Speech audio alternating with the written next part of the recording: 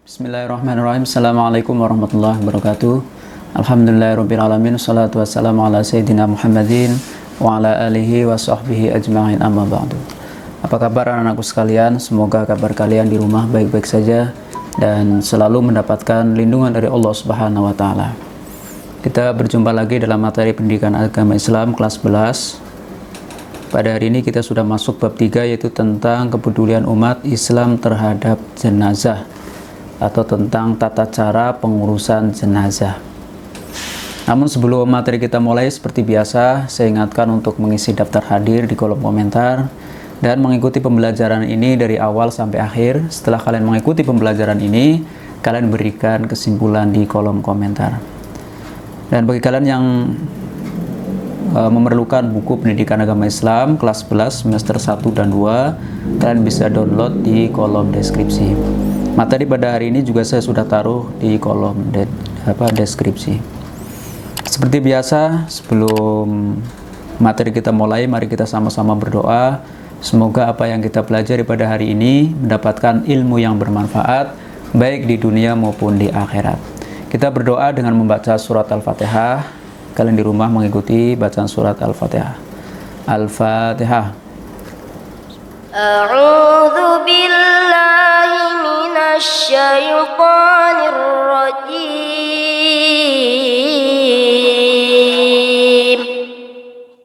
Bismillahirrahmanirrahim. Alhamdulillahi Rabbil Alamin.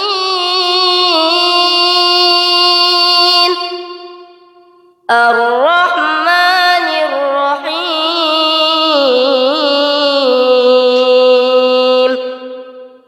Maliki Yaumiddin.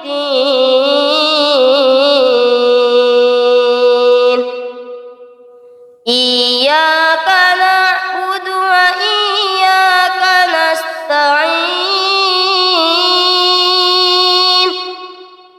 Ihdinas siratal mustaqim. Siratal ladzina an'amta 'alaihim ghairil maghdubi 'alaihim waladdallin. Fatihah telah selesai, mari kita bahas materi pendidikan agama Islam kelas 11 bab 3, yaitu tentang kepedulian umat Islam terhadap jenazah. Di sini ada peta konsep yang akan kita bahas, yaitu memandikan jenazah, terus mengkafani jenazah, menyolati jenazah, menguburkan jenazah. Terus yang berikutnya adalah menelaah dan menganalisis perawatan jenazah. Terus yang terakhir adalah kepedulian merawat jenazah. Jadi hidup di dunia ini adalah hanya sementara. Pasti semua orang akan mengalami yang namanya kematian. Karena hidup di dunia ini adalah ibarat kita hanya mampir, ya. Hanya mampir. Seperti halnya kita sedang merantau di kota, ya. Pasti suatu saat kita akan kembali ke kampung halaman. Begitu juga dengan kehidupan dunia ini yang sebentar ini. Ya. Kita dikasih waktu, umat Rasulullah itu minimal 60 sampai 90 sampai 100, jarang yang 100 usianya. Rata-rata di antara 60 sampai 100 tahun. 80 tahun. Itu. Nah, pada usia itu pasti orang akan mengalami yang namanya kematian. Bukan hanya pada usia itu. Kadang-kadang masih bayi meninggal, ya. Masih 10 tahun meninggal. Jadi yang namanya kematian itu menimpa kepada siapa saja yang Allah kehendaki. Karena yang namanya kematian itu sudah tercatat. Jadi sebelum kalian lahir ke dunia ini, kematian kita, ya, terus rezeki kita, jodoh kita sudah tercatat, ya. Maka dari itu kita harus selalu ingat yang namanya kematian. Dalam hal ini Allah Subhanahu wa taala berfirman, kullu nafsin dha'iqatul maut. Artinya tiap-tiap yang bernyawa akan merasakan mati. Jadi semua yang bernyawa pasti akan mati. Nah, di mana kehidupan yang kekal itu? Kehidupan kekal adalah di akhirat. Di sanalah kehidupan kita yang sesungguhnya. Ya, jadi dunia ini adalah hanya lewat saja ya, tempat di mana orang mencari bekal untuk kehidupan di akhirat. Ya, kalau kalian di akhirat ingin bahagia, ingin dimasukkan ke dalam surga, maka waktu di dunia ini jangan sia-siakan waktu kalian. Yaitu untuk beribadah kepada Allah Subhanahu wa taala. Niatkan semua apa yang kalian lakukan ibadah kepada Allah. Kalian sekolah menuntut ilmu, mencari ilmu, niatkan semata-mata karena Allah gitu. Baik, yang pertama adalah perawatan jenazah. Apabila seorang telah dinyatakan positif meninggal dunia, ada beberapa hal yang harus disegerakan dalam pengurusan jenazah oleh keluarganya. Jadi yang berkewajiban mengurus jenazah itu adalah keluarga. Mama orang tua kalian meninggal, maka yang berkewajiban mengurus jenazah adalah kalian. Maka dari itu materi ini sangat penting karena kadang-kadang kita cuek aja, kan udah ada petugas. Petugas itu hanya mendampingi saja, tapi yang berkewajiban adalah kalian sebagai anaknya. Ya, betapa bahagianya ya jika ada seorang ayah atau ibu meninggal, terus yang mengurus jenazahnya itu anaknya. Mereka akan bahagia, akan tenang kembali ke hadirat Allah. Ya, tapi apabila ada seorang anak yang cuek ya, lagi dimandikan dia nggak ikut memandikan, orang tua menangis. Kenapa anak saya cuek, tidak mau memandikan saya, tidak mau mengkafani saya, tidak mau menyolatkan saya. Maka dari itu kalian harus belajar ya, bagaimana tata cara merawat jenazah atau mengurus jenazah. Lah, hal apa saja yang harus disegerakan, yaitu memandikan, terus mengkafani, menyolati, dan menguburkannya. Namun sebelum mayat itu dimandikan, ada beberapa hal yang harus diperhatikan terhadap kondisi jenazah, yaitu sebagai berikut. Yang pertama, pejamkanlah mata dan mohonkanlah ampun kepada Allah atas segala dosa-dosanya. Jadi begitu si mayat ini sudah dinyatakan meninggal, maka pejamkan mata dan berdoa agar diampuni. Terus yang kedua, tutuplah seluruh badannya dengan kain sebagai penghormatan dan agar tidak kelihatan auratnya. Terus yang ketiga adalah ditempatkan di tempat yang aman dari jangkauan binatang.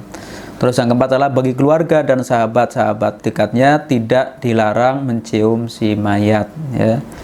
Baru jenazah dimandikan. Namun ada beberapa syarat wajib memandikan jenazah. Ya, yang pertama adalah jenazah itu orang Islam. Apapun aliran mazhab, ya, ras, suku, dan profesinya. Ya. Jadi pastikan bahwa dia itu adalah seorang Muslim. Ya, yang kedua adalah didapati tubuhnya walaupun sedikit memang kecelakaan, hanya tersisa tangan atau tersisa kaki, ya tetap berkewajiban untuk memandikan. Terus yang ketiga adalah bukan mati syahid. Ya, mati dalam peperangan untuk membela agama seperti yang terjadi pada masa Nabi Muhammad SAW. Jadi orang yang mati syahid itu tidak boleh dimandikan, dia langsung dikuburkan bersama pakaiannya. Itu nanti akan menjadi saksi pada hari kiamat di hadapan Allah Subhanahu wa taala. Terus yang kedua adalah yang berhak memandikan jenazah ya, yang pertama, apabila jenazah itu laki-laki, yang memandikan hendaknya laki-laki. Perempuan tidak boleh memandikan jenazah laki-laki kecuali istri dan mahramnya. Mahramnya itu ya anaknya ya, saudara-saudaranya itu. Terus yang kedua adalah apabila jenazah itu perempuan, hendaklah dimandikan oleh perempuan. Laki-laki tidak boleh memandikan kecuali suami atau mahramnya. Mahramnya ya tadi anaknya ya.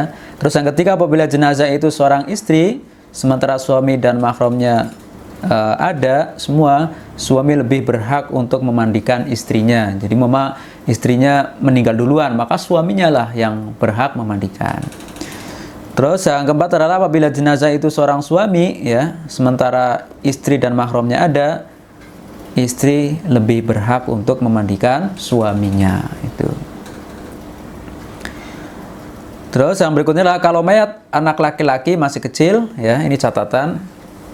Perempuan boleh memandikannya. Begitu juga kalau mayat anak perempuan masih kecil, laki-laki boleh memandikannya. Berikut ini tata cara memandikan jenazah. Yang pertama, ditempatkan di tempat tertutup agar yang melihat hanya orang-orang yang memandikan dan yang mengurusnya saja. Jadi diusahakan tempat mandinya itu ditutup ya semuanya. Terus yang kedua adalah mayat diletakkan di tempat yang tinggi seperti dipan ya. Ya pakai meja ya. Pokoknya harus lebih tinggi daripada yang memandikan.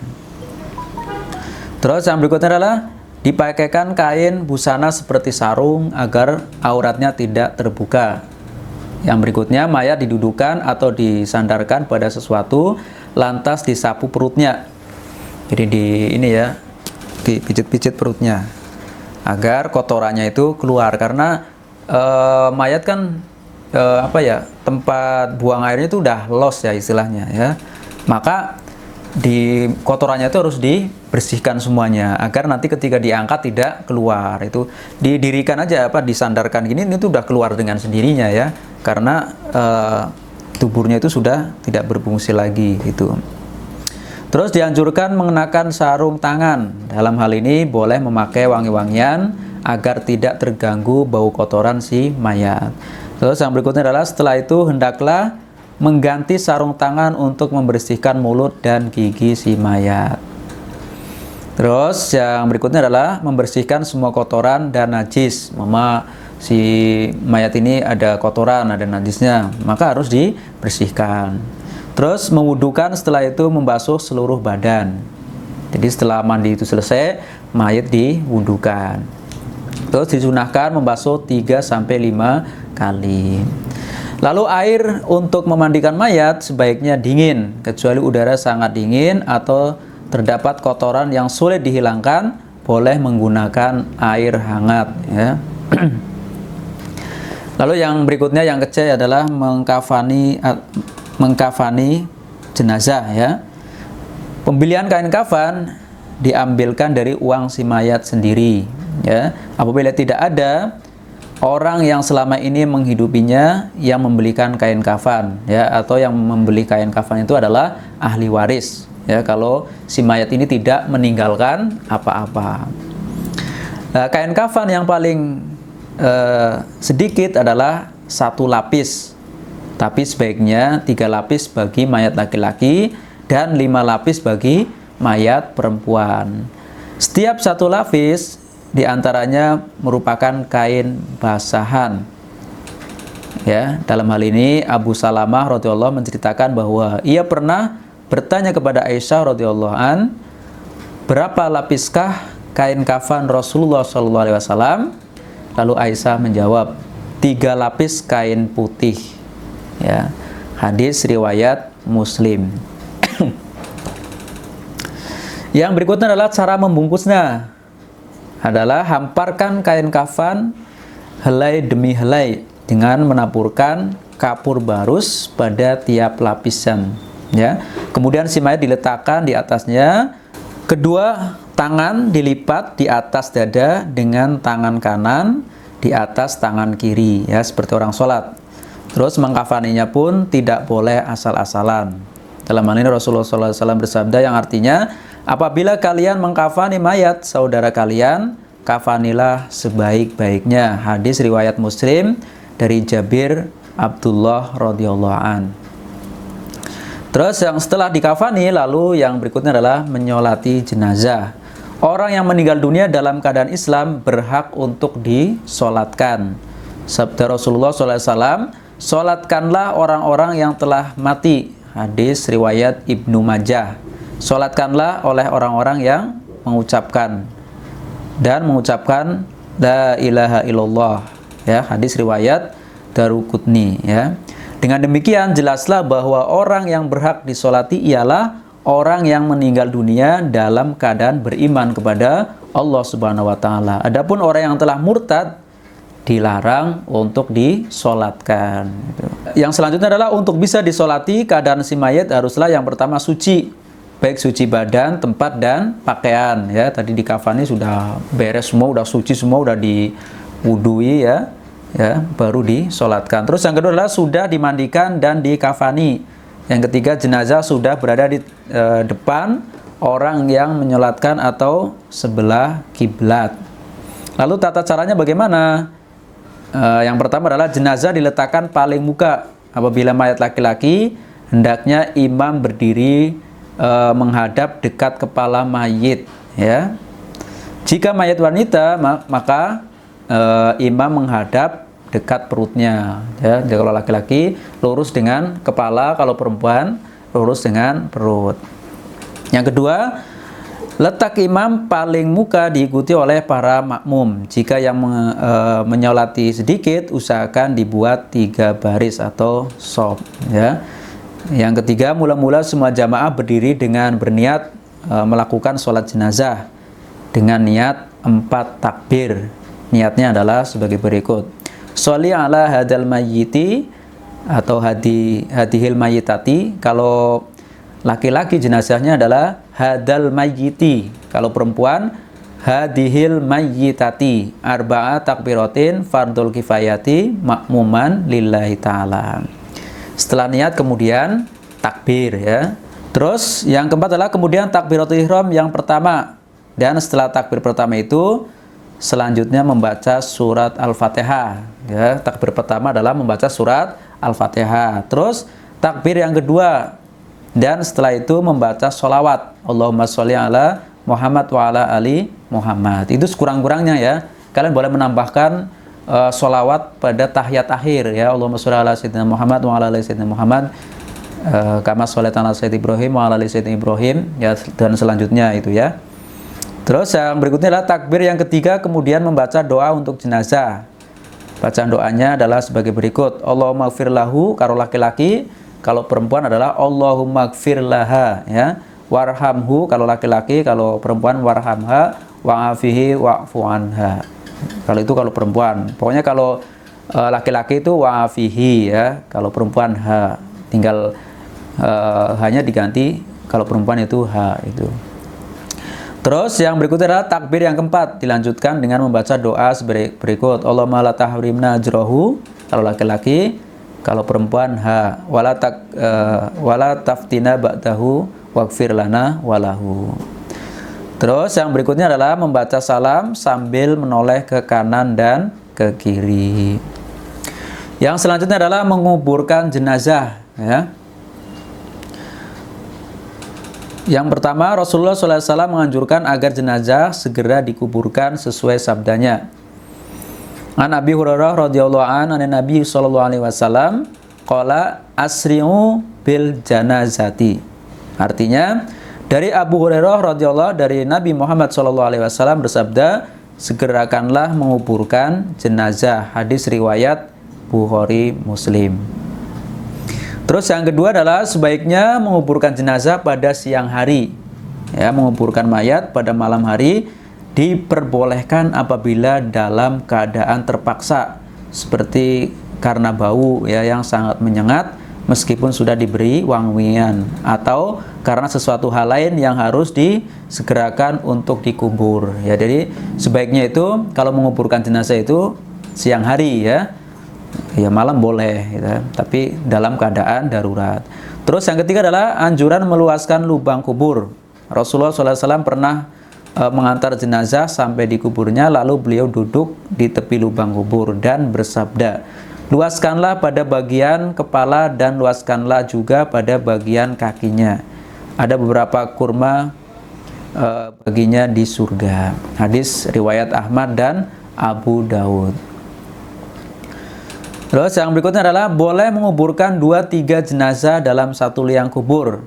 Hal itu dilakukan sewaktu usai perang Uhud. Rasulullah SAW bersabda, galilah dan dalamkanlah, baguskanlah dan masukkanlah 2 atau 3 orang di dalam satu liang kubur.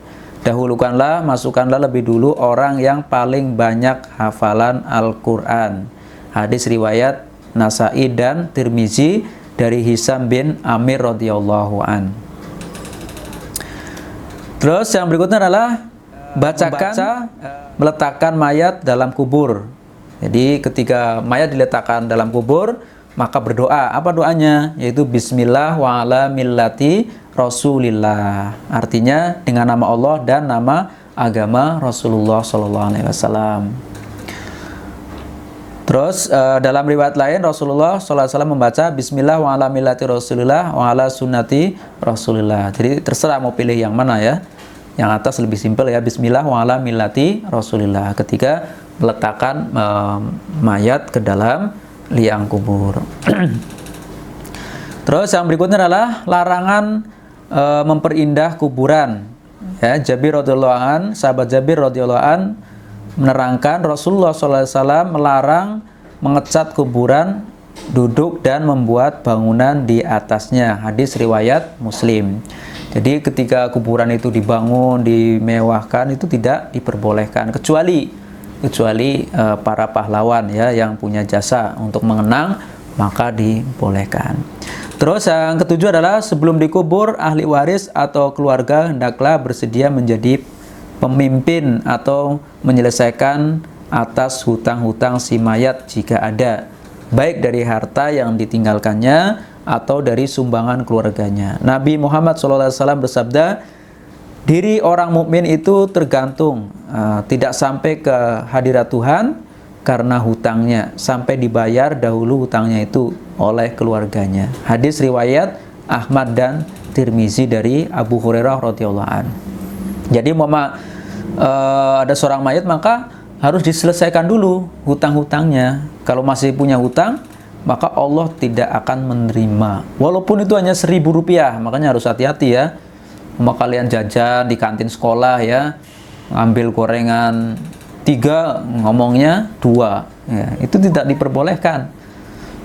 Kalau tidak diselesaikan, maka Allah tidak akan menerima nanti dikubur ya, maka harus hati-hati. Bagaimana dengan orang yang korupsi ya? Ya Allah, nauzubillah ya, itu yang korupsinya sampai triliunan ya, itu bagaimana nanti dikuburnya? Nauzubillah ya, kita jangan sampai menjadi orang-orang yang seperti itu.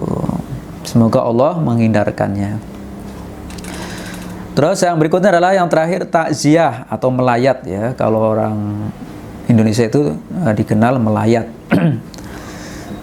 Dalam hal ini Rasulullah SAW bersabda yang artinya, Umayyah radhiyallahu mengatakan bahwa anak perempuan Rasulullah SAW menyuruh seorang untuk memanggil dan memberitahu beliau bahwa anaknya dalam keadaan hampir mati. Lalu beliau bersabda, kembalilah engkau kepadanya, katakan bahwa segala yang diambil dan yang diberikan, bahkan apapun yang ada di hadapan kita, kepunyaan Allah ya. Dialah yang menentukan ajalnya, maka suruhlah ia sabar dan tunduk kepada perintah. Hadis riwayat Bukhari. Jadi intinya takziah itu adalah menghibur orang yang ditinggalkan mati ya. Ya, bagaimana caranya ya, kita boleh memberi nasihat tentang kesabaran ya, memberitahu bahwa semua orang yang di dunia ini pasti akan mati, mengalami yang namanya kematian itu. Lalu apa adab atau etika orang yang bertakziah? Antara lain sebagai berikut. Yang pertama, menyampaikan doa untuk kebaikan dan ampunan orang yang meninggal serta kesabaran bagi orang yang ditinggalkan. Terus yang kedua, hindarilah pembicaraan yang menambah sedih keluarganya yang ditimpa musibah ya. Hindarilah canda, tawa, apalagi sampai terbahak-bahak. Terus yang keempat, usahakan turut menyolati mayat dan turut mengantarkan ke pemakaman sampai selesai penguburan. Terus yang berikutnya adalah membuatkan makanan bagi keluarga yang ditimpa musibah ya. Jangan kebalik, orang yang ditimpa musibah justru menyiapkan makanan.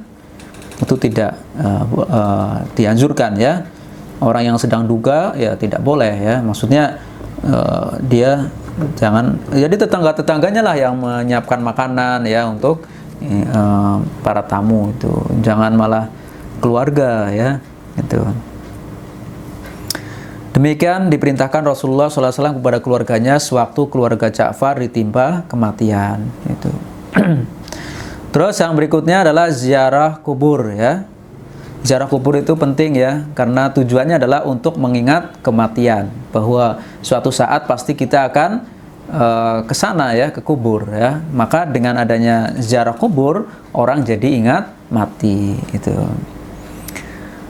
Dalam hal ini Rasulullah SAW bersabda, yang artinya dari Abdullah bin Buraidah berkata, Rasulullah SAW bersabda, aku pernah melarang kalian berziarah kubur, maka sekarang berziarahlah kalian ke kubur. Hadis riwayat Nasai. Dulu Rasulullah itu melarang ya awalnya ya, tapi kemudian Rasulullah SAW memperbolehkannya. Tujuannya ada tadi, untuk mengingat kematian.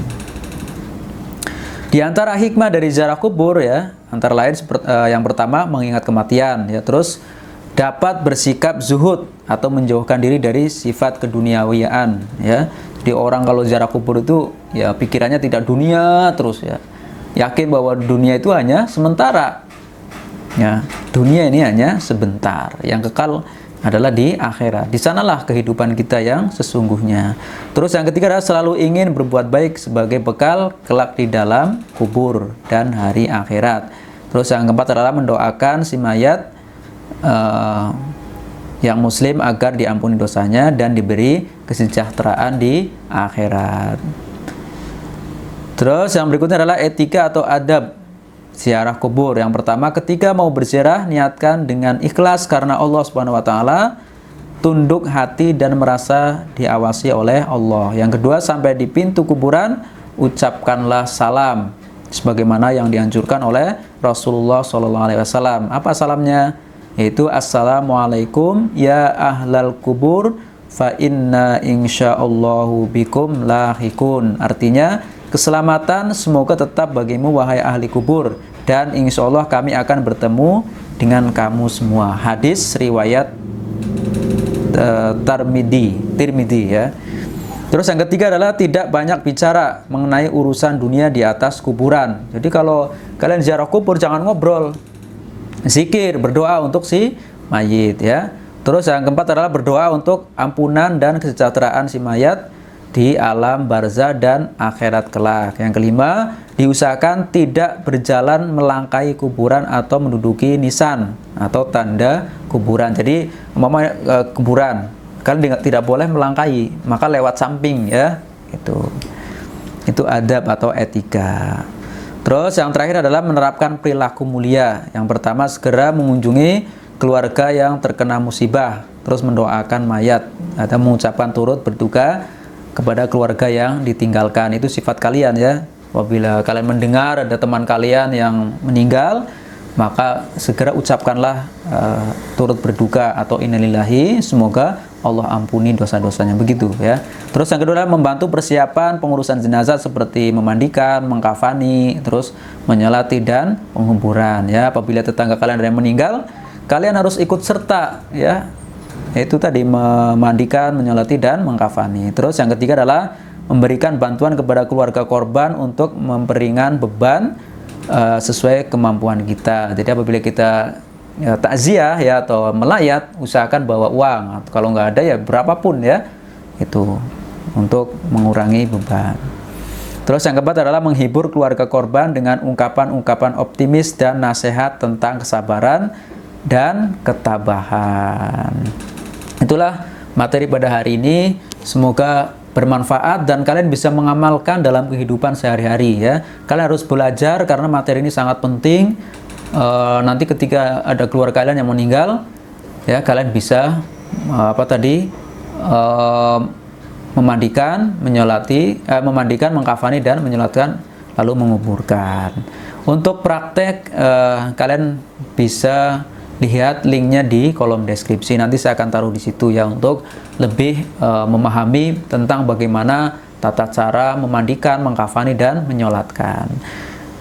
Sekian dari saya ingatkan lagi yang belum mengisi daftar hadir, kalian isi daftar hadir di kolom komentar dan berikan kesimpulan ya. Sekian saya akhiri. Assalamualaikum warahmatullahi wabarakatuh.